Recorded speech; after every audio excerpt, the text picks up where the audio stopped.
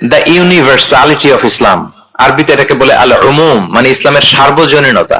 ইসলাম হচ্ছে very open minded religion, সবাইকে accommodate করতে পারে। পৃথিবীতে যত ফেইথ আছে, Islam is more accommodative than any other faith. যে কোনো ফেইথ বা বিশ্বাসের চেয়ে ইসলাম ভেরি অ্যাকোমোডেটিভ, সবার জন্য খোলা। The door of Islam is open for everybody 24/7। যখনই কেউ আসতে চায় ইসলামে, ওয়েলকাম। একজন খ্রিস্টান ভাই যদি বলে যে আমি মুসলিম হতে চাই, তার জন্য কোনো বাধা আছে বলেন? আমাদের পক্ষ থেকে কোনো না আছে নাকি?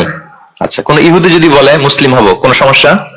কোন নাস্তিক যদি বলে, কোন পাহাড়ি নৃগোষ্ঠী চাকমা যদি বলে, কোনো সমস্যা আছে?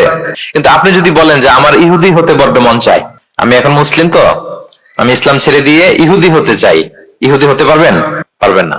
যদি জেনে না থাকেন জেনে নেন, চাইলেই কেউ ইহুদি হতে পারে না। ইহুদি হতে হয় বাই বর্ন, জন্মসূত্রে। তাও আবার বাবা ইহুদি হইলে হবে না। কি আজীব তামাশা!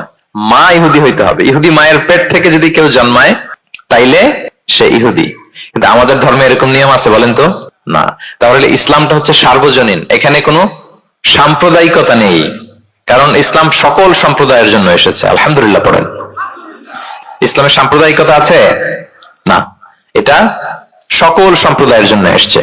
যেমন দেখেন, ইসলামের রব আল্লাহ তাআলাকে আল্লাহ কিভাবে পরিচয় করায় দিচ্ছেন। আল্লাহ বলছেন সূরা ফাতিহার শুরুতে,